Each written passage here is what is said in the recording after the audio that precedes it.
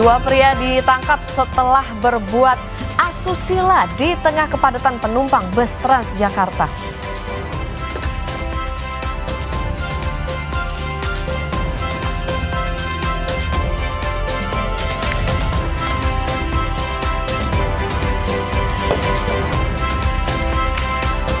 Hujan deras yang menerjang Kabupaten Kendal menyebabkan permukiman warga di 5 kecamatan terendam. Banjir bahkan sempat mengganggu perjalanan kereta dari Surabaya dan Semarang menuju Jakarta dan sebaliknya.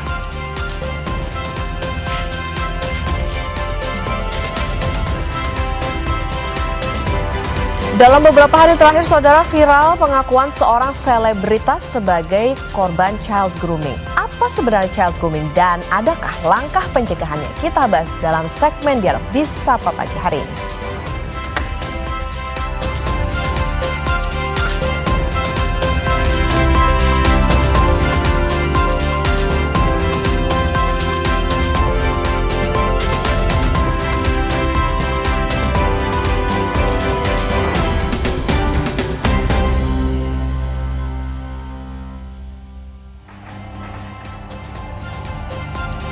Halo, selamat pagi, selamat akhir pekan saudara. Kami kembali menjumpai Anda di Sapa Indonesia Pagi di hari ini, Sabtu 17 Januari 2026.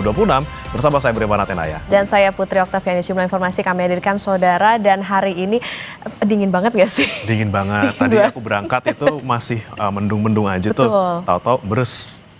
Titik-titik hujan. Nah itulah ya kenapa kita harus menjaga kesehatan tentunya untuk Anda, terutama yang lagi long weekendan. Siapa yang long weekend? Pemirsa di rumah. Iya, kita temenin aja pagi-pagi. Nah ini dia nih Okta ya, karena di berbagai daerah, tidak hanya di Jakarta, tadi di Kendal ada, kemudian beberapa hari terakhir juga di Kudus, ini juga lagi banjir dan juga hujan, apalagi mungkin orang-orang yang mau keluar ruangan gitu ya, mau berlibur di gunung, di sawah, di gunung, di pantai gitu ya. Ini hati-hati karena lagi-lagi cuaca lagi tidak menentu, bisa kemudian awalnya cerah, kemudian tahu-tahu hujan. Nah ini apalagi kalau di jalan menuju ke tempat wisata, misalnya naik motor ataupun naik mobil, hati-hati karena bisa jadi cuacanya ini berubah setiap saat.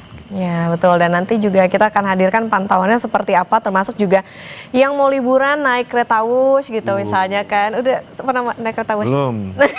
Belum. Saking kerja mulu ya? Saking kerja mulu. Nanti kita akan lihat bagaimana keramaian di stasiun bus juga saudara, dan nanti juga kita akan bahas terkait tadi ada soal child grooming ya. Nanti di segmen dialog di Sapa Indonesia Pagi. Tapi kita akan ke informasi pertama dulu terkait dengan bencana saudara yang menerjang permukiman warga di 4 kecamatan di Kabupaten Probolinggo, Jawa Timur pada Jumat petang. Ada puting beliung yang terjadi di sana. Meski tidak ada korban jiwa, namun sedikitnya 8 rumah rusak parah akibat kejadian ini.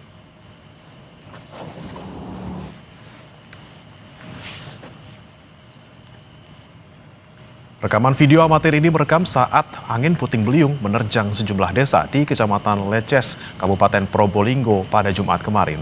Atap rumah porak-poranda, bahkan sejumlah pohon tumbang. Puting beliung muncul saat hujan dengan intensitas tinggi mulai reda. Setelah pusaran angin berlalu, warga mendapati rumah dan pepohonan porak-poranda. Tugas gabungan melakukan pembersihan usai terjangan angin mereda.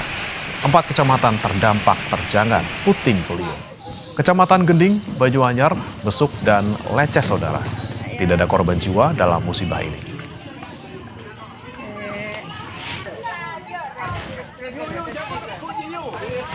Terjadi angin puting beliung di daerah Leces dan Sumber Kedaung yang menyebabkan 4 pohon tumbang menimpa 4 rumah. Dan kemudian juga ada 4 rumah yang kena puting beliung.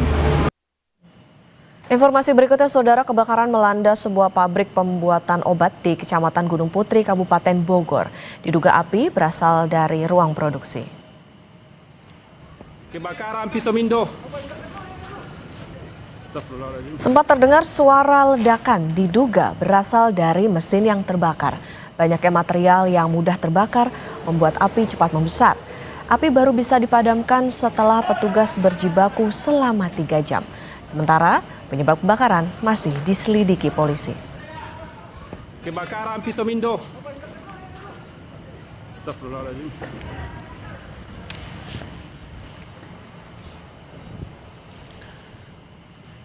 Diduga korsleting, sebuah mobil listrik ludes terbakar di ruas tol Jor, Jakarta Selatan pada Jumat sore.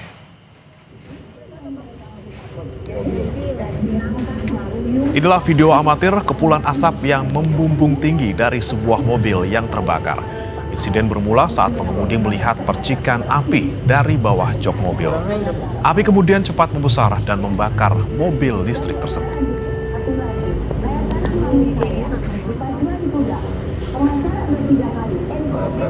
Mobil ini MBG ya? Bukan. Bukan. Saya punya bang.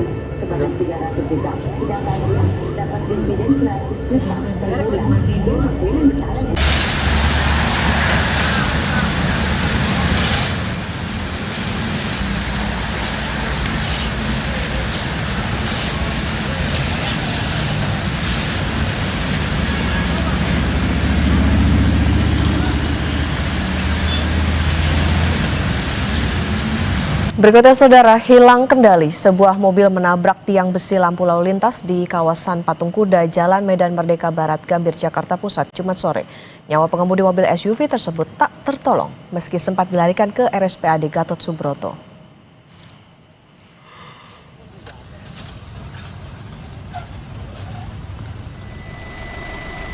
Bagian depan SUV mengalami ringsek usai mobil menabrak tiang besi lampu lalu lintas. Peristiwa kecelakaan tunggal ini bermula saat mobil SUV melaju dari arah Jalan Medan Merdeka Barat menuju Jalan MH Tamrin. Sesampainya di perempatan Patung Kuda, pengemudi diduga hilang kendali hingga mobil naik ke trotoar dan menabrak tiang lampu lalu lintas hingga nyaris roboh. Sempat dilarikan ke RSPAD Gatot Subroto, pengemudi mobil SUV akhirnya meninggal dunia.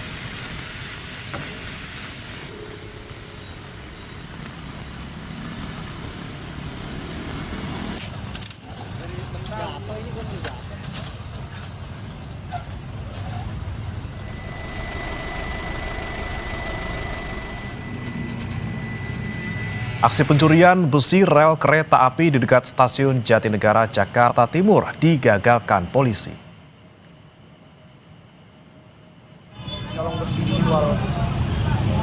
Material besi rel kereta api sepanjang 2 meter ini hendak dimasukkan ke dalam angkutan umum. Namun aksinya diketahui oleh pihak kepolisian dan sejumlah petugas KAI. Saksi mata menyebut ada 10 pelaku yang mencuri besi rel kereta api. Namun para pelaku kabur saat polisi dan petugas memergoki aksi pencurian. Pasca pencurian, penjaga di area stasiun kereta api diperketat.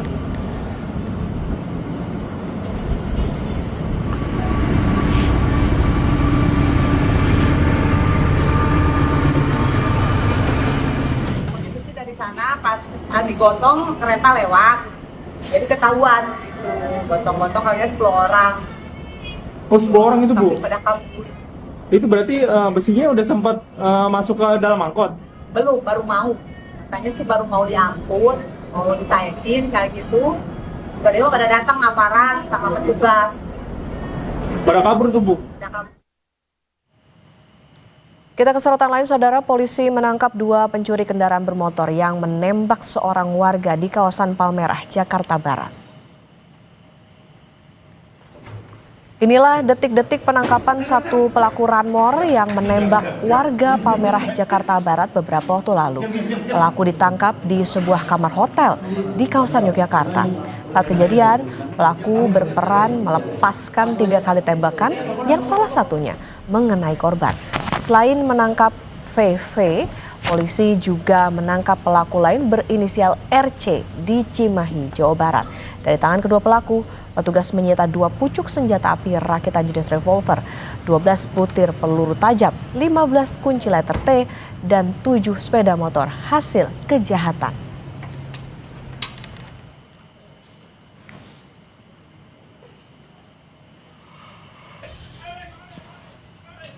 Aksi pencurian kedua pelaku terekam kamera CCTV. Dalam rekaman CCTV, 2 pelaku berhasil mengambil sepeda motor yang terparkir di rumah di Jalan Andong 2, Palmerah, Jakarta Barat.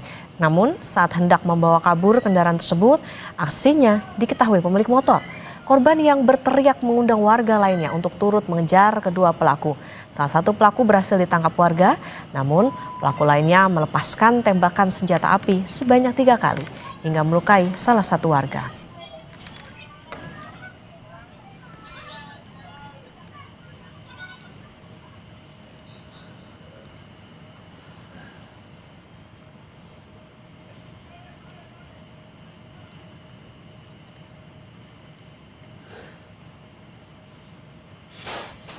Dua pria ditangkap setelah berbuat asusila di tengah kepadatan penumpang Transjakarta.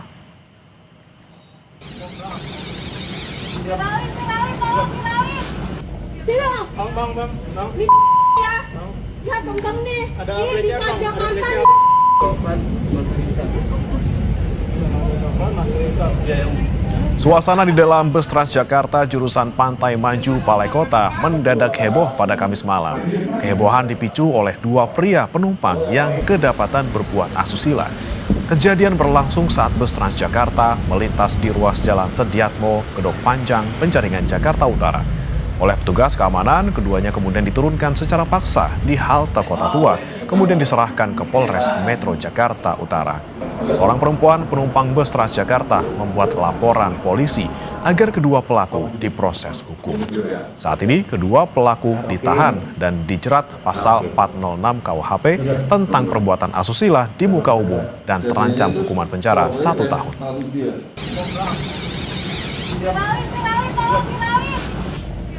Bang. Ya, tunggang nih. Ada Ini di pelecehan, Bang. Ada Jakarta. Terkait adanya kejadian asusila di depan umum yang dilakukan oleh dua pelaku, yaitu inisial H dan F. Dua pelaku ini merupakan teman kerja, kemudian janjian pulang bersama menaiki kendaraan umum Transjakarta. Di dalam Transjakarta tersebut mereka didapati atau tangkap tangan itu melakukan aktivitas seksual yang mengakibatkan berdampak ke atau ada zat yang terkena ke penumpang lainnya.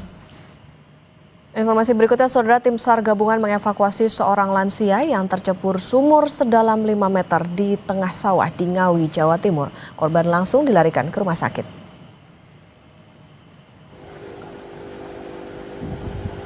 Harjo Suwito, 65 tahun, dilaporkan hilang sejak Kamis malam. Warga sempat mencari Harjo dan menemukan pakaiannya di area persawahan dekat dengan sumur. Setelah dicek, warga menemukan korban tercebur ke dalam sumur. Korban lalu dievakuasi petugas gabungan. Korban dalam kondisi selamat, namun terdapat luka lebam dan lemas, diduga akibat terbentur saat tercebur sumur. Korban dibawa ke rumah sakit untuk mendapat perawatan.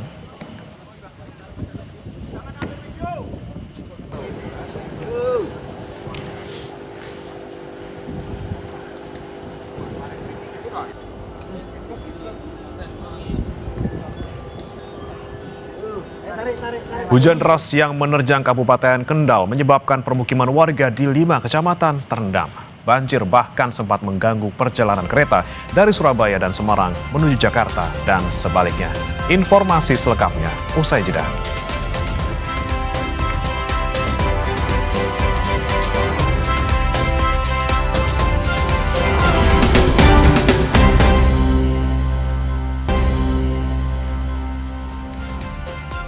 Kembali di Sapa Indonesia Pagi, Saudara, seekor harimau Sumatera melintas di akses jalan perusahaan yang berada di dalam kawasan konservasi Taman Nasional Zamrud, Kabupaten Siak, Riau. Kemunculan harimau mengejutkan pekerja.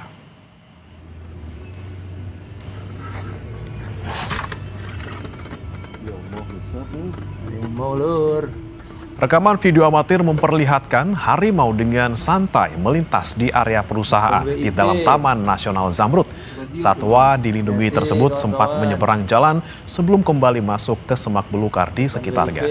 Kehadiran harimau mengejutkan para pekerja yang melintas di wilayah tersebut. Hasil pengecekan petugas Balai Konservasi Sumber Daya Alam, jejak harimau ditemukan di 2 titik berbeda.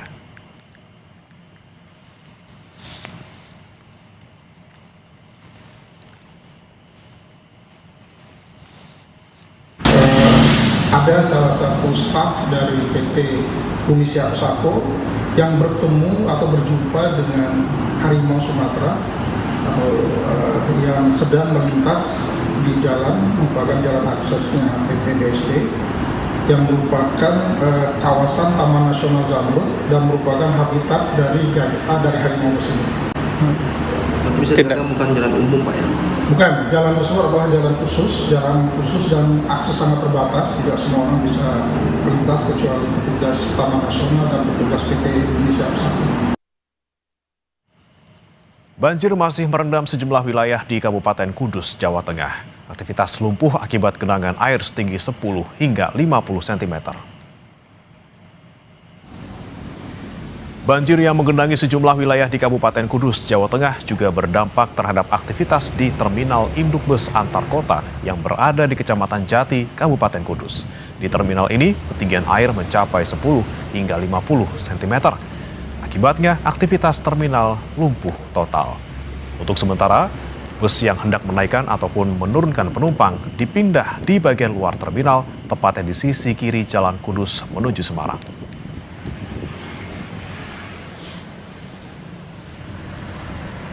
Banjir, Pak, keadaan bis tidak ada yang masuk. Kedalaman air sekitar saat ini 20 cm kurang lebihnya. Ini kondisi ini udah berapa lama, Pak? Mulai hari Senin, Pak, sampai saat ini. Sementara dialihkan di luar, sama di depan terminal. Di Karawang, Jawa Barat, tanggul Kali Malang di Desa Margakaya jebol. Imbasnya satu rumah ambruk dan ratusan rumah terendam banjir. Perkirakan ada 400 rumah warga di Desa Margakaya terdampak banjir akibat jebolnya tanggul Kali Malang pada Jumat pagi. Meski terendam banjir, namun sebagian warga masih memilih bertahan di rumah masing-masing.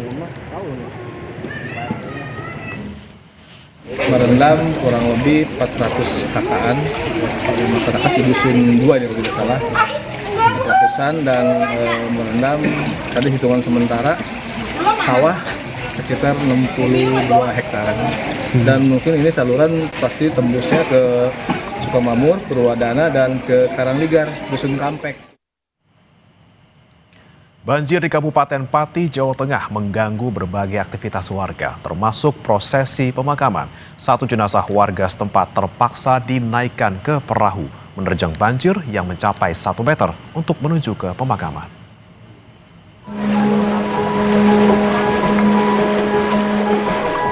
Dalam rekaman video amatir warga, prosesi pemakaman seorang warga Desa Minto Basuki, Kecamatan Gabus, Kabupaten Pati, Jawa Tengah, terpaksa dilakukan di tengah banjir. Jenazah dibawa menuju permakaman dengan cara dinaikkan ke atas perahu sampan karena lokasi permakaman berada di perbatasan desa dan aksesnya terendam banjir. Mobil jenazah yang biasa digunakan tidak bisa melintasi daerah karena ketinggian air mencapai 1 meter. Naik perahu dari desa. Kemana itu, Pak? Pemakaman di Desa Minto Basuki di perbatasan desa. Pemakamannya terendam banjir, tapi tadi yang ditaruh yang bagian tinggi. Yang bagian tinggi. Di Desa Minto Basuki tercatat lebih dari 240 rumah terendam banjir akibat curah hujan yang tinggi di wilayah itu. Iwan Miftahudin, Pati, Jawa Tengah. Di jalur Pantura, Jawa Tengah, perjalanan kereta api sempat terganggu karena luapan air akibat hujan deras pada Kamis malam.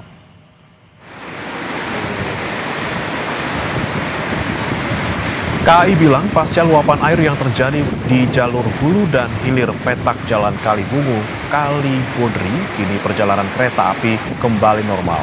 Di stasiun Tawang, kondisi terlihat normal. Perjalanan kereta api rata-rata sesuai dengan jadwal. Jalur hulu dan juga hilir peta jalan antara stasiun Kalibodri, stasiun Kalibungu yang sebelumnya dilakukan upaya normalisasi pasca adanya luapan air, kini telah dapat dilalui kembali.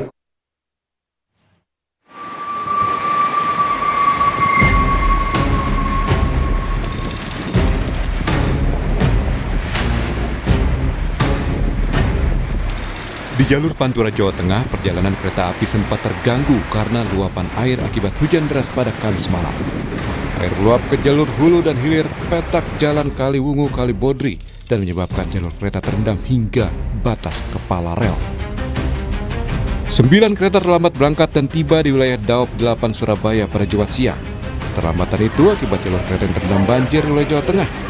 Dari 9 kereta, PT KAI Daop 8 Surabaya menjelaskan 6 kedatangan kereta di stasiun Pasar Turi dan 2 kedatangan kereta di stasiun Malang terlambat maksimal hingga 4 jam. Selain itu, 1 keberangkatan kereta dari stasiun Pasar Turi hingga Semarang juga terlambat hingga 17 menit. Keterlambatan kedatangan sejumlah perjalanan kereta api tersebut disebabkan akibat adanya gangguan perjalanan kereta api pada lintas utara, tepatnya yang terjadi di wilayah Kendal, di mana jalur kereta api tersebut tidak dapat dilalui akibat adanya luapan air atau banjir yang merendam jalur tersebut. Sementara itu, 9 perjalanan kereta api tujuan Jakarta mengalami keterlambatan akibat banjir yang sempat merendam sejumlah titik rel di jalur Semarang-Kendal. Keterlambatan 9 kereta yang tiba di Jakarta mengakibatkan keterlambatan 4 perjalanan kereta dari Jakarta. 4 kereta yang terlambat berangkat, yakni kereta Parahyangan, Sembrani, Taong Jaya, dan Argo Bromo Anggrek. Keempat kereta itu mengalami keterlambatan keberangkatan selama 4 jam. Kereta api Indonesia Daop 1 Jakarta meminta maaf atas peristiwa keterlambatan kereta dan mempersilakan calon penumpang terdampak melakukan pengembalian penuh biaya tiket. Yang sudah memiliki tiket dan tidak berkenan untuk melanjutkan perjalanannya akibat kereta apinya menunggu rangkaian sehingga terjadi keterlambatan yang cukup tinggi, bisa membatalkan perjalanannya atau membatalkan tiketnya. Kami akan kembalikan biaya tiket sebanyak atau sebesar 100%. KAI terus memantau prasarana dengan intensif dan memastikan keselamatan dan kelancaran perjalanan kereta api. Tim Liputan Kompas TV.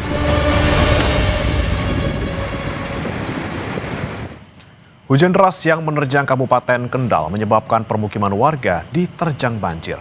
Pada Jumat, banjir bahkan terus meluas hingga 5 kecamatan. Banjir kali ini dinilai yang terparah. Banjir yang menerjang Kabupaten Kendal terjadi di Kecamatan Berangsong, Kaliwungu, Ngampel, dan Pegandon. Ketinggian air bervariasi setinggi 30 hingga 100 cm. Curah hujan juga tinggi menyebabkan meluapnya sejumlah sungai di Kendal. Banjir menggenangi 20 desa yang tersebar di 5 kecamatan.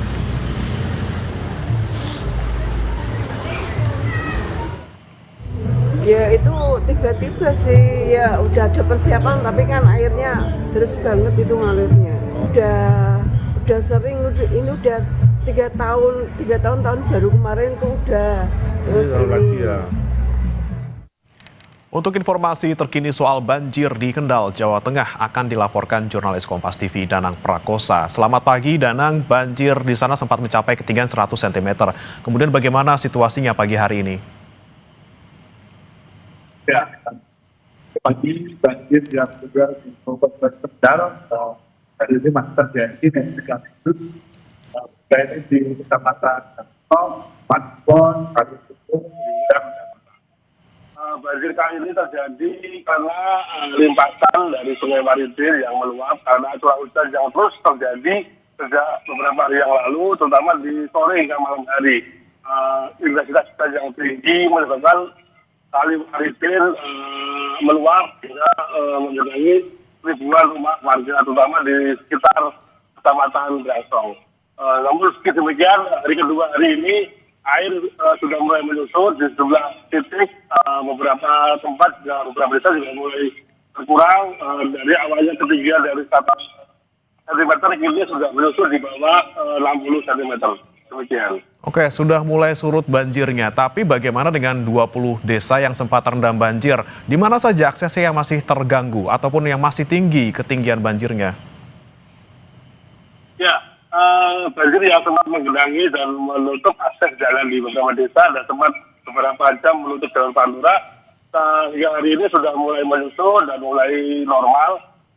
Jalan yang awalnya ketinggiannya lebih dari sekitar 1 meter juga sekarang sudah mulai menyusut sehingga sejumlah kendaraan bermotor, mobil, dan aktivitas warga juga bisa mulai melewati. Meski demikian warga cukup terganggu aktivitas mereka. Namun demikian karena airnya sudah mulai menyusut dan mulai menurun banjirnya, akhirnya jalan semua di beberapa desa masih bisa terakses dan bisa digunakan oleh warga. Kemudian. Oke, baik, sudah mulai surut di beberapa titik. Kita harapkan juga ini cepat berakhir banjirnya di sana. Semoga aktivitas warga juga cepat kembali normal. Terima kasih. Danang Prakosa melaporkan langsung dari Kendal, Jawa Tengah. Saudara, dalam beberapa hari terakhir viral pengakuan seorang selebritas sebagai korban child grooming. Apa sebenarnya child grooming ini dan adakah langkah pencegahannya? Kita akan bahas dalam segmen dialog di Sapa Indonesia Pagi usai jeda bersama rekan saya Putri Oktaviani.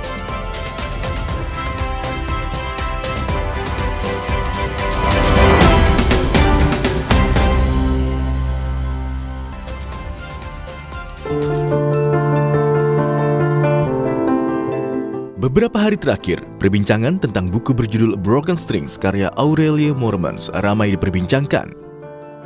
Buku ini membuka mata banyak orang mengenai child grooming atau upaya manipulatif mendekati dan mengeksploitasi anak, terutama remaja perempuan. Sejak buku itu viral, banyak orang yang menyadari bahwa child grooming menjadi ancaman nyata dan bisa menimpa siapa saja. Dilansir dari akun Instagram KPAI atau Komisi Perlindungan Anak Indonesia menyebut, child grooming adalah modus kejahatan di mana pelaku mendekati anak, membangun kepercayaan, lalu memanipulasi mereka untuk tujuan eksploitasi. Ini sering terjadi di media sosial, game online, atau chat pribadi tanpa disadari orang tua. Komisioner KPAI Dian Sasmita menjelaskan, child grooming masuk dalam ranah kekerasan seksual pada anak.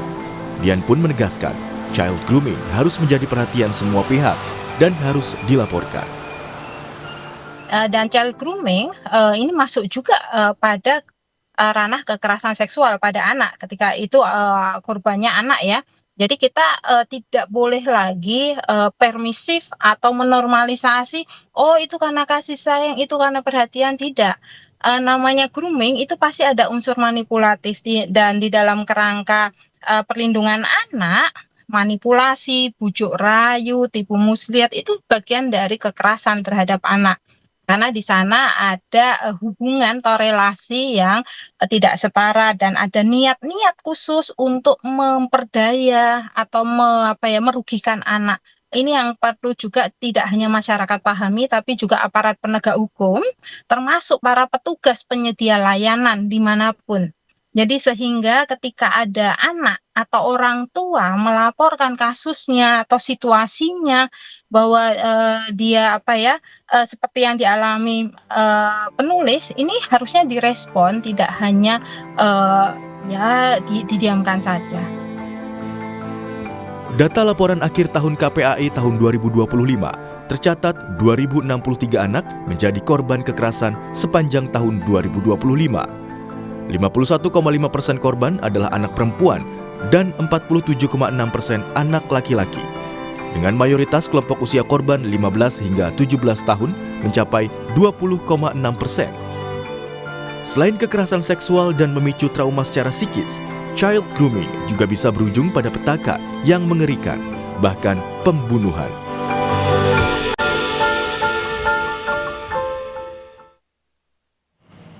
Saudara, child grooming dalam buku Broken Strings yang ditulis aktris Aurelie Moermans telah membuka mata banyak pihak. Lalu apa sebetulnya child grooming dan seberapa bahaya? Kita akan membahasnya bersama dengan psikolog dan grafolog Joyce Manurung. Selamat pagi, Bu Joyce. Selamat pagi Mbak Okta, selamat pagi pemirsa. Bu Joyce, menarik membahas soal child grooming, tapi sebetulnya mungkin orang awam banyak yang tidak mengetahui soal istilah tersebut. Child grooming itu apa sih Bu sebetulnya? Ya, kalau kita melihat kan dua kata ya, child dan grooming. Jadi child pasti anak fokusnya dan grooming ini adalah sebuah proses bertahap. Jadi kalau kita gabungkan, proses bertahap ini bentuknya manipulasi psikologis kepada anak di mana pelaku membangun sebuah relasi yang sifatnya itu dekat, nyaman, dan terasa aman bagi anak dan keluarga anak. Sehingga anak dan keluarganya itu memberikan rasa percaya dan kendali kepada si pelaku terhadap anak. Jadi pelaku itu bisa, tanda kutip nih ya, bebas untuk berinteraksi dengan anak, berdampingan dengan anak, bahkan mungkin pergi kemana-mana dengan anak, hingga menyentuh fisik anak. Orang tua sepertinya menganggap itu bentuk kasih sayang, perhatian. Oh, ini ada omnya atau temannya atau siapapun yang dirasa memberikan afeksi kepada anak. Nah, anak juga begitu, merasa bahwa dia diperhatikan, dilindungi, diutamakan. Bahkan dalam proses child grooming, pelaku itu membuat sebuah proses isolasi pada anak. Jadi anak itu seperti didoktrin ya, bahwa kamu itu yang nyayangin cuman saya. Misalnya begitu. Sehingga anak merasa spesial. Nah, ketika seseorang merasa spesial, dia menjadi tergantung kepada si pelaku. Seakan-akan dia manut terus, mau ngikutin apa maunya si pelaku. Bagi beberapa orang yang melihat kamu itu bucin banget sih, misalnya begitu ya, atau kamu tuh kok mau sih digituin. Tapi bagi anak itu bentuk perhatian yang dia harus pertahankan. Nah, inilah yang sering membingungkan bagi orang-orang di sekitarnya, apakah anak itu menyadari atau tidak. Nah, disinilah si pelaku tahu bahwa kekuatannya bisa mengendalikan anak sehingga terus-menerus melakukan manipulasi pada anak. Oke, Bu Joyce, ada kaitannya nggak dengan tindakan pedofilia sebetulnya? Pedofil itu kan sebagai bentuk penyimpangan perilaku seksual ya. Sebenarnya kalau itu dilakukan oleh orang yang usianya dewasa kepada anak, masuknya kepada kondisi penyimpangan perilaku itu. Nah, namun konteks ini sebenarnya adalah situasinya. Jadi ini dua hal yang berbeda, namun pedofilia menjadi bagian dari konteks child grooming. Oke, Bu Joyce, ada ini nggak? Kenapa sih sebetulnya anak-anak bisa rentan menjadi korban grooming? Apakah ini ada kaitannya dengan misalnya pola asuh di rumah atau misalnya perhatian dari orang tua yang kurang? Seperti apa sih, Bu? Umumnya anak-anak yang ditargetkan adalah anak-anak yang berasal dari keluarga atau sedang mengalami kondisi rapuh. Jadi contohnya datang dari keluarga yang tidak harmonis, kemudian penuh dengan tindakan kekerasan atau diabaikan. Sehingga anak-anak ini umumnya juga merasa misalnya ya kesepian, tidak diperhatikan, atau rendah diri, kecemasan akut, ketakutan dan sebagainya. Jadi pelaku itu bisa membaca kebutuhan-kebutuhan ini sehingga karena ini sifatnya manipulatif kan, sehingga dia bisa berperan dan mengambil tindakan-tindakan yang seakan-akan memenuhi kebutuhan anak itu. Jadi kebutuhan afeksi itu dia tunjukkan melalui tindakan misalnya membantu, memberikan masukan pada anak di awal-awal proses nih. Hingga misalnya mendampingi anak ketika anak mengalami tadi ketakutan, kecemasan, ingin bicara. Nah, umumnya anak-anak ini kan merasa senang ada orang yang mendengarkan, ada orang yang mendampingi. Di awal proses itu dipertahankan. Tidak ada barangkali perilaku-perilaku yang menyimpang di awal. Namun dengan perlahan sifatnya itu desensitisasi. Si pelaku itu pelan-pelan memperkenalkan misalnya sentuhan-sentuhan yang sifatnya seksual. Ya, atau pelukan, bahkan memperlihatkan tontonan atau gambar yang nuansanya seksual juga pada anak. Sehingga si anak ini merasa bahwa hal-hal ini umum dilakukan oleh orang-orang yang memberikan afeksi pada saya. Ketika anak sudah dapat afeksinya, tentunya dia nggak mau kehilangan kan sosok-sosok seperti itu. Dia ingin pertahankan. Nah, kalau anak ini nanti menolak, misalnya sentuhan, pelukan dan sebagainya, dia khawatir si pelaku ini akan lari dari dia gitu ya, meninggalkan dia, sehingga dia tidak mau itu terjadi. Atau kalau dia menolak, si pelaku bisa mengancam anak. Kamu nanti nggak saya sayangin lagi, misalnya begitu. Sehingga hal ini dimanfaatkan oleh pelaku seperti sebuah lingkaran setan. Jadi anak tahu kadangkala itu udah nggak benar, tapi dia butuh dan itu dipenuhi kembali sehingga anak tetap bertahan dalam situasi itu. Oke, kata kuncinya itu tadi ya Bu ya. Jadi bagaimana membangun manipulatif terhadap anak. Ada nggak Bu misalnya umur-umur tertentu di mana mungkin orang tua harus aware nih gitu, anaknya jangan sampai terjebak dalam situasi itu tadi, child grooming, gimana dan juga gimana pelaku bisa membangun kedekatan dengan anak secara perlahan itu tadi sampai akhirnya menjadi manipulatif? Biasanya tadi kalau konteks child grooming, orang tuanya juga didekatin, Mbak, gitu. Jadi dia datang sebagai sosok yang misalnya menyenangkan, perhatian, kadang-kadang berwibawa gitu ya, kalau bahasa kerennya itu charming gitu. Nah, jadi orang tua tuh merasa nyaman ketemu dengan sosok ini. Lalu dia biasanya memfasilitasi anak butuh apa sih, misalnya kalau pendidikan atau didampingi dalam hal apa, dia masuk sebagai peran itu. Nah, dalam konteks ini memang situasinya kadangkala anak itu tidak memiliki fungsi ayah ibu yang lengkap misalnya, atau fungsi ayah ibunya tidak berjalan secara harmonis sehingga si pelaku bisa mensubstitusi fungsi-fungsi itu. Dia tahu misalnya ibunya nggak berperan atau ayahnya nggak berperan, dia masuk ke peran itu sehingga anak merasa peran itu lengkap lagi. Nah, disinilah memang biasanya si pelaku pintar menggunakan komunikasi-komunikasi yang cocok dengan gaya orang tuanya atau memberikan hadiah. Jadi orang tua senang di-treat ya, diperlakukan dengan juga istimewa oleh si pelaku. Di sini rasa percaya. Jadi konteksnya child grooming itu dua aja nih. Ada rasa percaya, ada kendali. Nah, kalau ini didapat, ya dia bisa mengeksploitasi anak sesuai keinginannya. Oke. Bu Joyce, bisa nggak orang tua itu mengetahui dan bisa memisahkan dalam arti kata begitu, mana yang betul tulus, mana yang ada maksud tertentu? Ada nggak tanda-tandanya supaya bisa tahu gitu, ini terindikasi akan jadi child grooming ke depannya? Ya. Kalau dalam penampakan luar gitu ya perilakunya, barangkali tidak semua orang bisa peka membaca. Karena bentuk perilakunya itu umum, bahkan dirasa positif bagi beberapa orang kalau dilihat dari permukaan. Namun kita bisa melihat dampak pada anak. Umumnya anak-anak yang mengalami child grooming ada perubahan perilaku. Contoh, dia udah nggak mau lagi ngobrol lama dengan orang tuanya. Banyak hal yang disembunyikan, atau dia menerima banyak hadiah-hadiah yang kalau ditanya dari mana, dia nggak sebutkan dari siapa, atau dia menyebutkan hanya dari sosok tersebut, atau dia selalu bepergian dengan sosok tersebut tanpa minta izin orang tuanya. Prestasi akademiknya menurun, kemudian sulit untuk berinteraksi dengan teman-temannya, menolak berkomunikasi dengan keluarga dekat dan sebagainya. Jadi ini bisa dibaca pola-pola perilaku ini.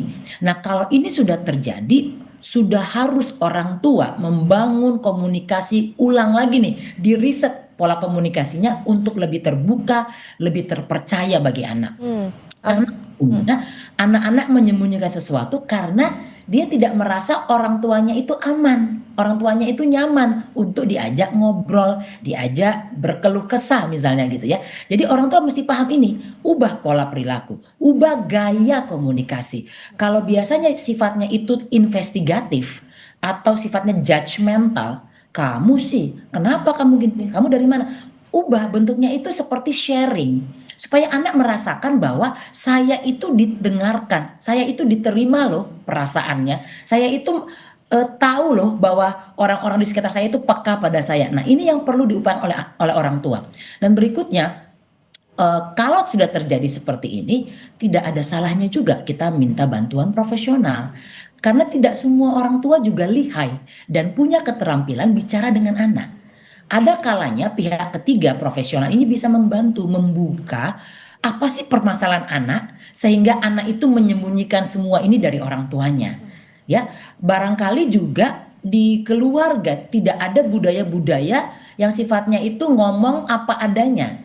Di meja makan nggak pernah terjadi pembicaraan. Sebelum tidur biasanya langsung tidur. Tidak pernah ada pertanyaan, kamu gimana deh perasaannya hari ini? Itu nggak pernah ditanya. Nah, ketika ada pihak ketiga profesional membantu, ini barangkali bisa membuat anak menyampaikan. Karena kadangkala Mbak, ketika anak di child grooming seperti ini, dia sudah merasakan ada tindakan eksploitasi pada diri dia. Dia pengen ngomong tapi nggak tahu sama siapa. Dia pengen ngomong tapi nggak tahu bagaimana caranya. Takut disalahkan. Kamu sih bergaul dengan dia soalnya. Nah, judgement menyalahkan ini yang seringkali membuat anak mundur dari orang tua dan nggak mau lagi ngomong. Jadi ini perlu disadari oleh orang tua. Oke, ada komunikasi yang sehat tentunya antara anak dengan orang tua supaya anak bisa merasa juga safe gitu ketika dia bercerita dengan orang tua. Nah, Bu, tapi ada nggak siapa saja sebetulnya yang bisa menjadi pelaku child grooming? Orang terdekat aja kah atau bagaimana? Ya, child grooming ini kan sebenarnya ada konteks kuasa yang penyimpangan kuasa lah ya, relasi kuasa begitu. Jadi ada orang yang lebih punya otoritas dengan orang yang sifatnya tidak punya otoritas, superior versus inferior. Jadi biasanya ini orang-orang yang kedudukannya lebih tinggi, bisa itu usia, bisa itu misalnya popularitas lebih tinggi, atau finansial lebih baik, atau status sosial lebih baik. Nah, siapapun bisa melakukan itu, baik orang terdekat maupun orang asing dari anak. Karena konteksnya bukan lagi kedekatan emosinya di awal, tapi tadi anak mendapatkan rasa nyaman dan aman dari si pelaku. Di mana si pelaku sudah tahu dari awal anak ini butuh itu. Jadi orang tua itu mesti paham, bukan hanya orang terdekat, orang yang baru dia kenal ketika membangun hubungan yang nyaman dengan anak dalam waktu yang panjang, dan ternyata anak bisa mendapatkan afeksinya, orang tua juga perlu ya waspada lah. Bukan artinya kita selalu suzon gitu ya, selalu curiga pada orang asing. Bukan itu konteksnya. Tapi kita perlu waspada, membaca perubahan perilaku. Apakah orang asing atau orang terdekat itu menunjukkan sebuah kedekatan yang tidak umum, tidak wajar. Tadi kalau ada istilah pedofil itu kan sebenarnya orang tua kepada anak ya, artinya orang yang lebih tua kepada anak. Nah, ini juga begitu, dewasa kepada anak. Kita lihat bentuk kedekatannya, apakah masih wajar? Kalau sudah tidak umum, tidak biasa, cut, berhentikan. Bicara pada anak untuk menyelesaikan hubungan tersebut. Jadi memang di sini peran orang tua paling penting, Mbak, dari semua pihak. Oke, Bu Joyce, kalau child grooming ini bisa terjadi juga nggak ke laki-laki kemudian ada perbedaan antara child grooming dengan eksploitasi, atau ini justru semacam tahapan begitu dari child grooming berujungnya ke eksploitasi itu tadi? Siapapun anak dengan jenis kelamin apapun itu bisa mengalami child grooming. Child grooming itu diupayakan karena tujuannya justru eksploitasi. Eksploitasinya nggak hanya seksual ya, bisa finansial. Bisa anak dipekerjakan, di tanda kutip diperas dan sebagainya, itu bisa terjadi. Jadi sebenarnya bentuk eksploitasi ini bisa bergerak ke berbagai arah dalam berbagai bentuk juga. Nah, siapapun anaknya, bisa siapapun mengalami. Tapi yang paling penting, si pelaku tahu bahwa anak ini tidak dalam situasi emosi yang baik, yang stabil, yang harmonis dan sebagainya. Jadi namanya juga manipulator ya, Mbak. Jadi dia tahu sekali membaca keadaan, dia pintar sekali mengarang keadaan, memutarbalikkan situasi, dan dia pintar merancang. Child grooming, eksploitasi, ini sifatnya itu terencana dan sistematis. Jadi dia sudah punya pakem-pakem apa yang harus dilakukan, kira-kira begitu. Dia udah bisa merencanakan mau ngapain aja, mau melakukan apa, dan bagaimana cara bicara, bentuk treatment apa, dia sudah punya rencana itu. Dan karena ini sifatnya terselubung, tersembunyi, umumnya orang umum tidak bisa membaca. Jadi di awal-awal proses seperti ini, eksploitasi itu belum muncul. Dia masih hanya membangun rasa aman dan nyaman dalam relasi. Nanti setelah dapat tuh rasa aman, percaya dapat, kendali dapat, baru dia lakukan eksploitasi. Jadi semua saja bisa terjadi. Oke, Bu Joyce, kalau sekarang kita lihat kan media sosial begitu berkembang luas. Anak-anak juga bisa pakai media sosial. Ini tentunya ya bisa terindikasi dimanfaatkan oleh pelaku child grooming. Gimana pola kasus yang biasa terjadi di medsos? Antisipasinya seperti apa? Dan juga awareness untuk orang tua supaya jangan sampai anaknya ke depan bisa menjadi korban child grooming. Ya, anak dalam usia undang-undang di Indonesia kan di bawah 18 tahun ya. Walaupun kita bisa melihat 17 tahun ke atas itu, atau 15 tahun ke atas lah ya kita sebut, perkembangannya sudah masuk remaja, di mana mereka transisi dari anak menjadi dewasa. Nah, di sini treatment kepada anak berbeda pastinya. Anak di bawah usia remaja dengan remaja pasti berbeda. Jadi orang tua juga harus punya cara yang berbeda dalam melakukan treatmentnya, perlakuannya. Untuk media sosial, saya selalu mengatakan pilih dan pilah. Jadi orang tua sejak dini itu mengajarkan memilih dan memilah konten fitur, atau media apa yang bisa dikonsumsi oleh anak. Tidak semua akses di media sosial itu diberikan kepada anak. Pertama, durasi. Yang kedua, apa yang boleh dibaca, dilihat, dinikmati oleh anak. Itu harus dibatasi dan disepakati oleh anak dan orang tua.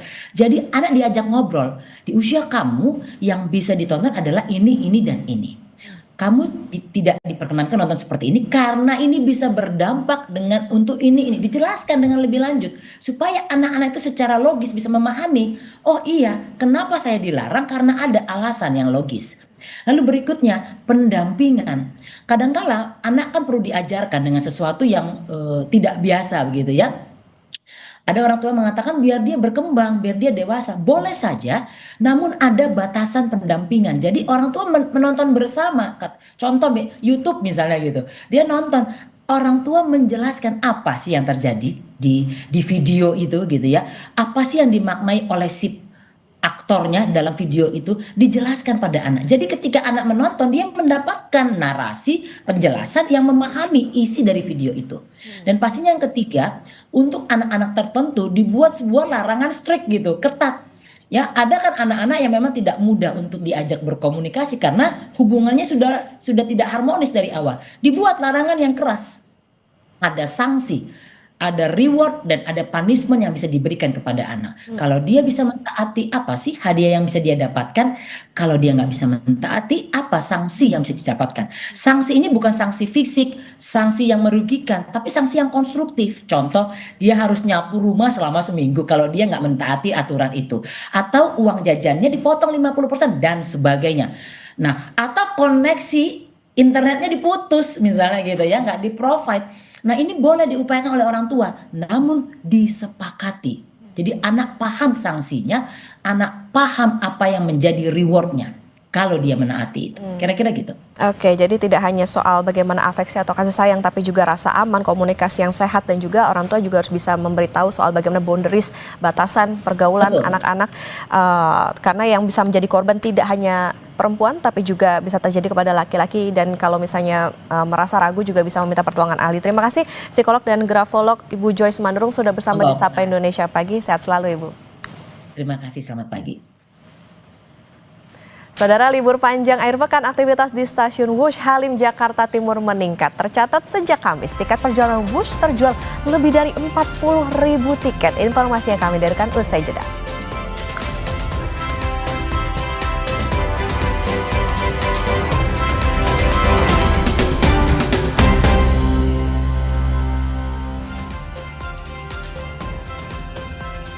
Terima kasih masih bersama kami saudara. Libur panjang kendaraan roda 2 dan juga roda 4 pada Jumat malam masih memadati jalur Gadok menuju Puncak Bogor. Satlantas Polres Bogor mencatat lebih dari 40.000 kendaraan sudah melintasi Gadok pada hari Jumat. Saat ini polisi sudah menggunakan sistem 2 arah dan akan dilakukan situasional melihat jika ada peningkatan kendaraan. Selain itu juga sistem ganjil genap diberlakukan sejak hari Kamis hingga Minggu.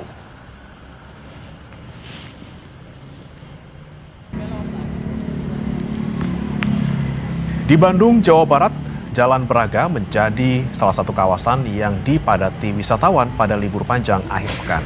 Wisatawan menikmati suasana malam di Braga dengan berfoto di depan bangunan bergaya kolonial dan berburu kuliner. Mayoritas wisatawan berasal dari luar kota Bandung. Arus lalu lintas di sekitar kawasan Braga dan Jalan Asia Afrika tersendat.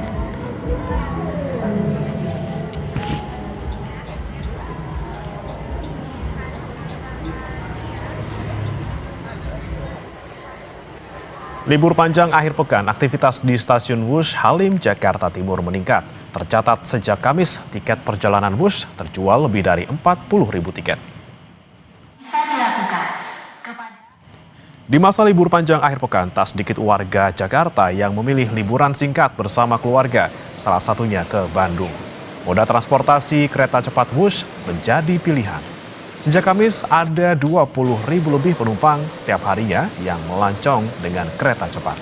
Hal ini juga dipengaruhi dengan adanya diskon tiket sebesar 43%. Rp200.000 untuk perjalanan Bandung-Jakarta dan Rp225.000 untuk perjalanan Jakarta-Bandung.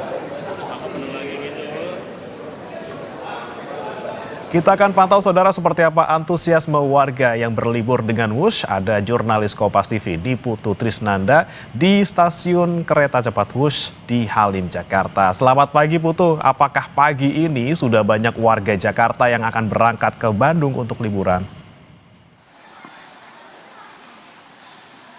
Selamat pagi, Bremana dan juga saudara. Kalau pertanyaannya banyak atau tidak yang liburan, rasa-rasanya sih banyak ya, lebih banyak daripada saya terutama karena saya nggak kemana-mana, saya tetap di Jakarta menemani Anda memberikan informasi.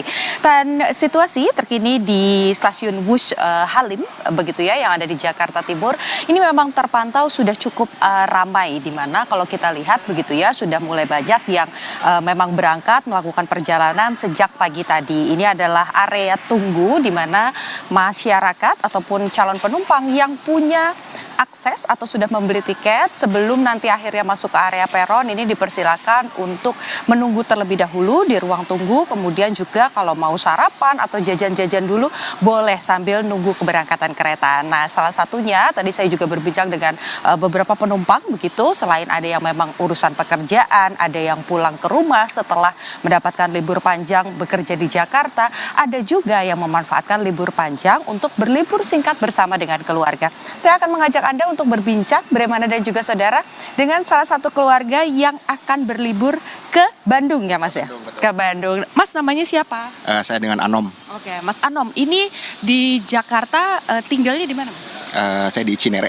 Oh, di Cinere. Ini rencananya mau kemana, berapa hari, dan sama siapa aja? Kalau lihat sih ada rombongan ya, udah bawa rombongan. Ini keluarga aja sih, ada istri, ada anak 2. Mau ke Bandung sama malam aja sih sebenarnya. Makanya mau naik Wush karena bisa lebih cepat ya.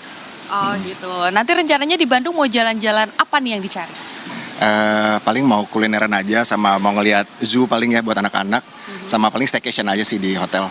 Oke, jadi ada edukasinya tapi juga nyicip-nyicip makanan khas Bandung.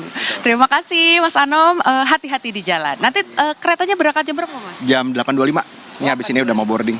Oke, hati-hati ya Mas, adek Ibu. Mari. Nah, tadi salah satunya Mas Anom ini memang salah satu pilihan kenapa pakai kereta cepat. Karena memang mereka yang kemudian berlibur terutama ke kota Bandung, ini waktunya singkat. Jadi supaya lebih banyak tempat yang bisa dikunjungi di Bandung, ini memilih untuk berangkat dan juga pergi dengan menggunakan kereta cepat. Dan kalau dari data, Bremana dan juga saudara, ini sejak Kamis kemarin, Jumat sampai dengan hari ini, hari Sabtu, itu memang diprediksi setiap harinya kereta cepat ini akan melayani sekitar 20.000 lebih penumpang setiap harinya. Dan dari pagi tadi sampai dengan saat ini pukul 8 pagi, Bremana dan juga saudara sudah terjual 8.000 tiket. Salah satu alasannya juga selain fasilitasnya tentu saja yang menjanjikan kecepatan untuk sampai ke tempat tujuan dengan menggunakan kereta cepat di masa libur Isra Miraj ataupun juga di masa libur panjang ini salah satunya adalah karena dari KCIC sendiri memberikan diskon sebesar 43% di mana perjalanan dari Bandung menuju ke Jakarta dipasang tarif Rp200.000, sementara dari Jakarta menuju ke Bandung ini Rp225.000. Jadi gimana? Bremana kira-kira pulang siaran mau ke Bandung terus balik lagi karena besok siaran lagi apa gimana nih kira-kira Bremana? Bentar nih Putu, saya juga kayaknya pengen nyusul ke sana, tapi kayaknya kamu berangkat duluan nih, jam 8.25 tiketnya ya. Nah tapi kalau ngomongin soal tiket nih, masih banyak gak sih yang tersedia untuk para penumpang yang ingin ke Bandung hari ini?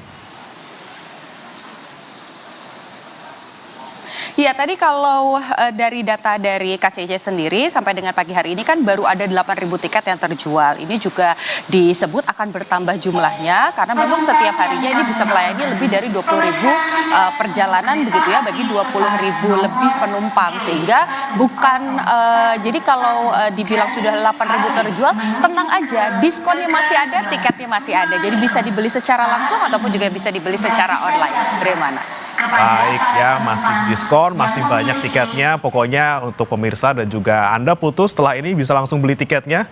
Lagi-lagi 8.25 sebentar lagi langsung aja beli tiketnya untuk ke Bandung. Nanti balik ke Jakarta lagi bawa oleh-oleh. Terima kasih Niputu Trisnanda dan juga juru kamera Bodia Vimala langsung dari stasiun Wush di Halim, Jakarta. Selamat bertugas, selamat berlibur juga ya.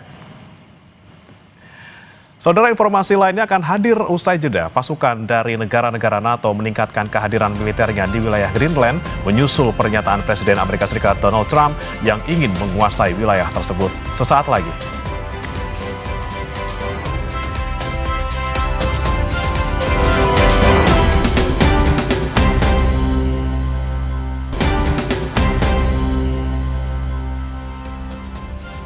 Kembali di Sapa Indonesia Pagi, Saudara. Pasukan dari negara-negara NATO meningkatkan kehadiran militernya di wilayah Greenland menyusul pernyataan Presiden AS Donald Trump yang ingin menguasai wilayah tersebut.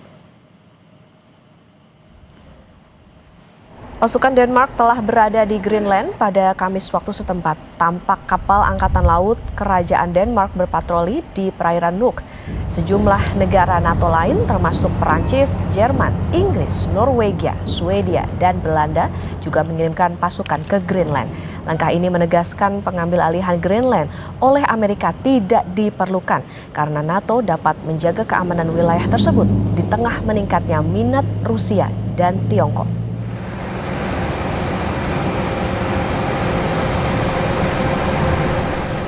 Delegasi Kongres Amerika Serikat dari kedua partai akan berkunjung ke Copenhagen, Denmark, Jumat waktu setempat. Kunjungan ini menyusul ketegangan diplomatik akibat ancaman Presiden AS Donald Trump yang ingin mengambil alih Greenland. Delegasi Kongres AS akan bertemu para pemimpin Denmark dan Greenland guna menegaskan dukungan legislatif. Sebelumnya, Saudara, Trump menyebut Greenland sebagai wilayah vital bagi keamanan nasional AS. Trump bahkan tidak menutup kemungkinan menggunakan kekuatan militer untuk menguasai Greenland.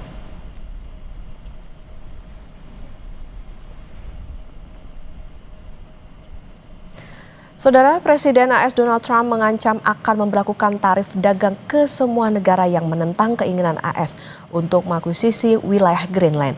Selama berbulan-bulan, Trump bersikeras AS harus mengendalikan Greenland, wilayah yang berpemerintahan sendiri yang merupakan bagian dari kerajaan Denmark. Namun sebelumnya, Trump tidak pernah menyebutkan penggunaan tarif untuk mencoba memaksakan masalah tersebut. Menurut Trump, pengenaan tarif akan jadi hukuman bagi mereka yang menentang keinginan Amerika Serikat. And I may do that for Greenland too. I may put a tariff on countries if they don't go along with Greenland because we need Greenland for national security. So I may do that. I'll give you a little, I'll take you out of that. In fact, that'll end up being the story. But actually, this is a much bigger story because we're reducing healthcare by numbers that you haven't seen. So I spoke to the top. Protes nasional di Iran semakin mereda pada Kamis waktu setempat. Tidak ada suara tembakan dan warga mulai kembali beraktivitas. Di ibu kota Iran, Tehran, terlihat tidak ada tanda kerusuhan dan puing-puing di jalanan. Sisa protes sudah dibersihkan. Suara tembakan yang sebelumnya sangat intens selama beberapa malam kini mereda. Orang-orang terlihat berjalan-jalan di kota dan lalu lintas kembali normal di jalan-jalan ibu kota. Sementara itu, media pemerintah Iran mengumumkan penangkapan oleh otoritas menargetkan mereka yang disebut teroris dan juga menghalangi warga yang ingin mencari jaringan internet.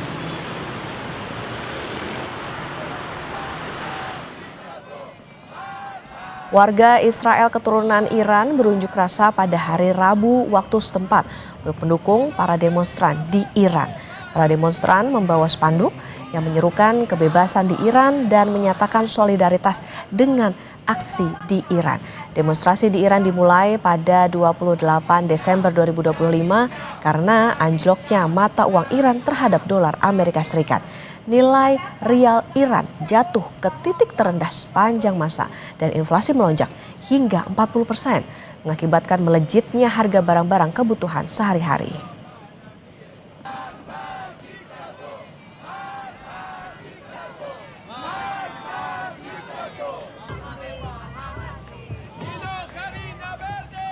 Pemerintah Iran menuding Donald Trump dan pemerintah AS jadi dalang utama di balik kerusuhan yang terjadi saat aksi demonstrasi besar-besaran di Iran sepanjang awal Januari yang menyebabkan puluhan orang tewas.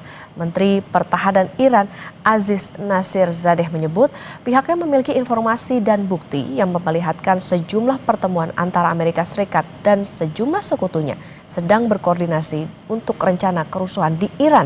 Aziz Nasirzadeh juga menyebut AS dan sekutunya mengucurkan dana untuk aksi terorisme di Iran maupun sejumlah negara Asia lainnya.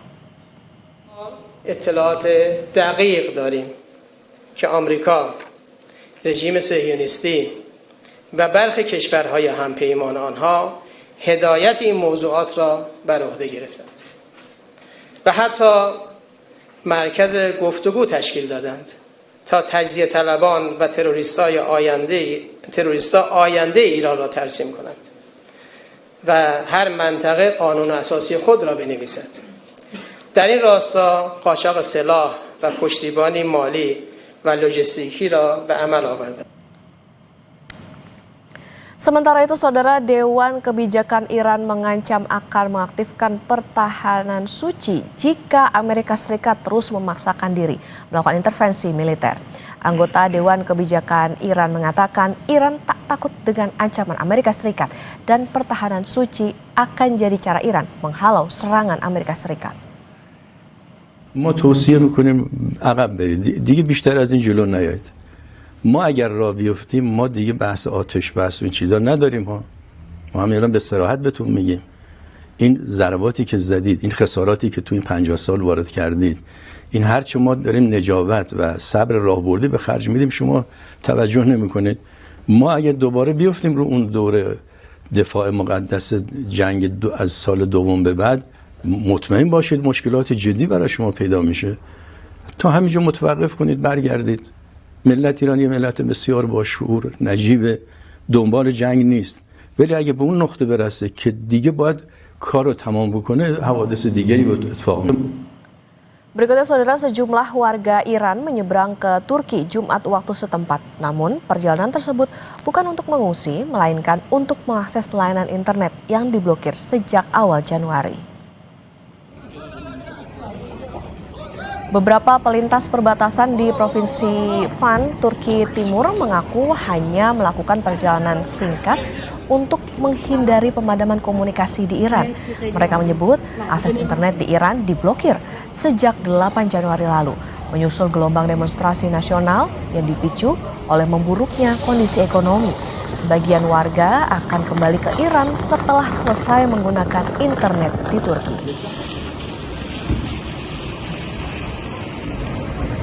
من کارم اینترنت رو مجبور بودم بیام تا اینجا و استفاده بکنم و انجام دادم کارم رو دوباره برمیگردم ایران تا شرایط ببینیم چطور میشه و اگر اینترنت درست بشه که میمونیم اگر نه مجبوریم دوباره بیایم برای استفاده از اینترنت حالا کشورهای همسایه دیگه کشورهای Masih dari mancanegara, Saudara, 2 orang meninggal dunia setelah sebuah kren proyek konstruksi kembali roboh dan menimpa kendaraan yang sedang melintas di Jalan Rama, Provinsi Samut Sakhon, Thailand.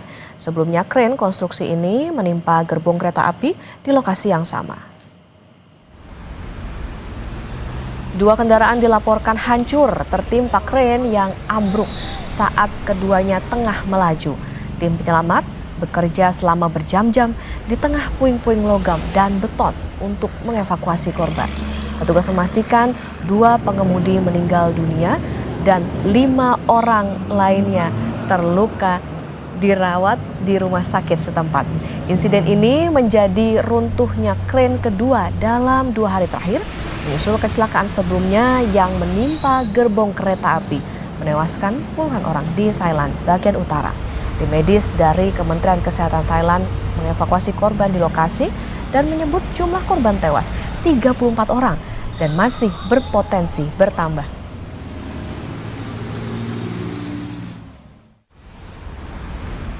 ใช่ครับคืออย่างที่บอกแหละครับไม่สามารถระบุเวลาได้ชัดเจนเลยครับเพราะณตอนนี้ตั้งแต่เหตุเกิดก็กินเวลามาหลายชั่วโมงแล้วครับเรายังไม่ได้ปฏิบัติการเลยแต่ถามว่าทีมปฏิบัติการพร้อมไหมพร้อมครับเข้าไปดูก็จะเจอ2 คันนะครับเจอ2 คันที่โดนทับอยู่ยังบอกไม่ได้ว่าตอนนี้ยังมีคนติดอยู่กี่คนใช่ครับถูกต้องครับอันนี้คือไม่นับผู้เสียชีวิต2 คนที่ในคอนเฟิร์มแล้วก็รถ2 คันแหละครับที่เราคอนเฟิร์มยังไงก็ต้องมีคนขับอยู่แล้วครับเพราะรถมันวิ่งอยู่บนถนนในลักษณะที่โดนทับเนี่ยรถไม่ได้จอดอยู่กับที่ไงถูกไหมฮะรถมันวิ่งเราประเมินว่ามันมีคนอย่างน้อยเนี่ยรถ2 คันต้องมีคนขับคันละ1 คนแต่ทั้งนี้และทั้งนั้นเนี่ยถ้ายกขึ้นมาแล้วหรือดึงออกมาแล้วเนี่ยจะมีผู้โดยสารนั่งข้างคนขับมาด้วยหรือเปล่าอันนั้นต้องมารอดูอีกทีนึง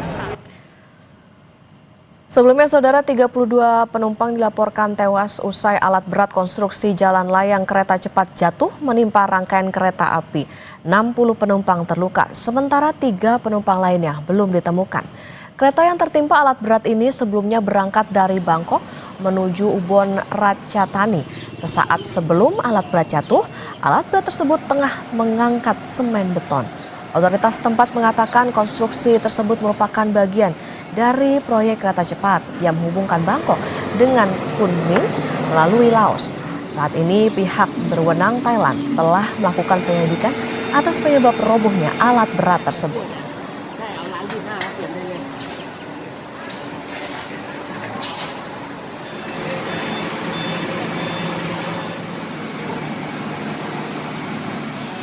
Tetaplah bersama kami, saudara. Sapa Indonesia Pagi akan kembali usai jeda.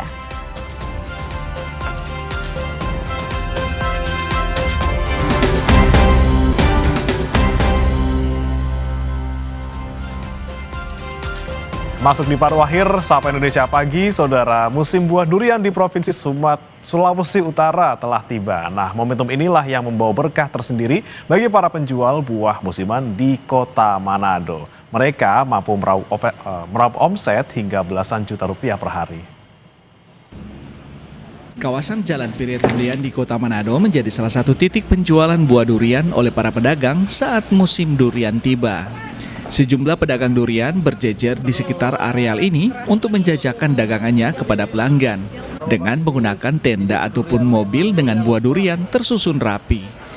Sejak sore hari, kawasan di tepi pantai ini mulai ramai dikunjungi pemburu buah durian, baik yang membeli untuk dibawa pulang ke rumah maupun yang akan makan langsung di lokasi.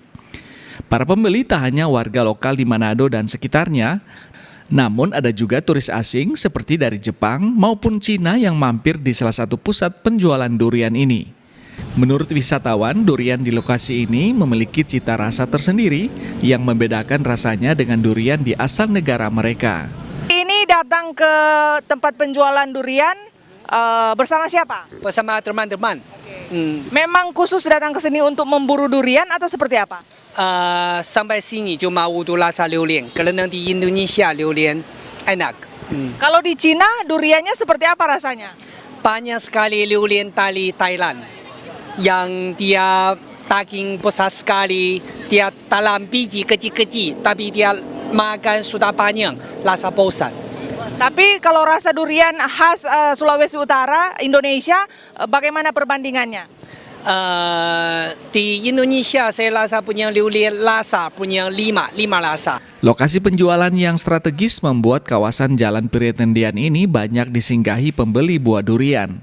Dalam sehari, pedagang bisa meraup omset antara 8 juta hingga 15 juta rupiah jika pembeli sedang ramai. Pedagang bilang buah durian yang mereka jajakan adalah durian lokal dari Kabupaten Minahasa dan Minahasa Selatan, dan biasanya durian dijual adalah buah yang matang dari pohon. Yang di Manado ini terutama di Minahasa, yang diunggulkan oleh para turis-turis wisatawan terutama dari Cina yang sering datang di Manado, mereka suka mencari durian Minahasa. Itulah keunggulan durian Minahasa.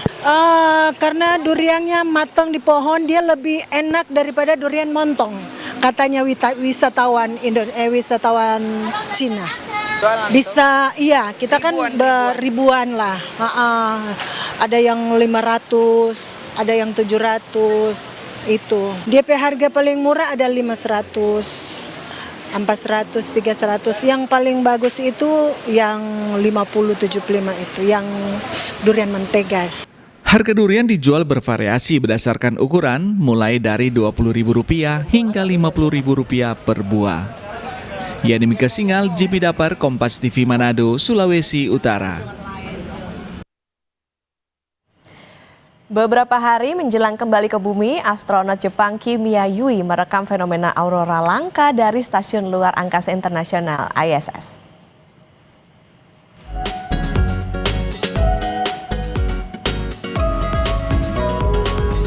Rekaman memperlihatkan tirai cahaya yang berubah warna dari hijau ke merah muda melingkupi bumi. Fenomena aurora terjadi ketika partikel bermuatan dari matahari bertabrakan dengan gas di atmosfer atas bumi. Kecepatannya hingga 72 juta kilometer per jam, membuat efek mahkota yang menyinari langit. Kimia Yui merasa senang bisa merekamnya dan berharap rekaman tersebut juga membuat orang lain terkesan.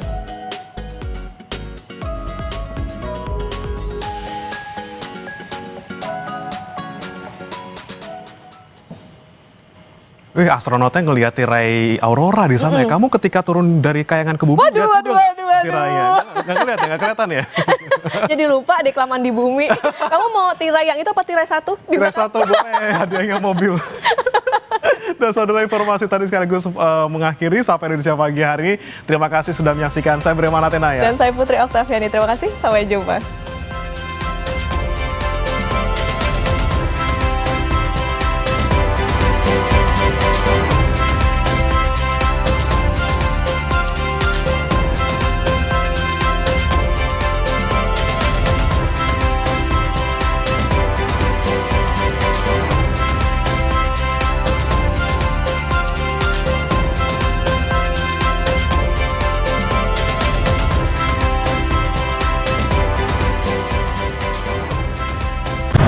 Eredivisie, Fortuna Fortuna Sinta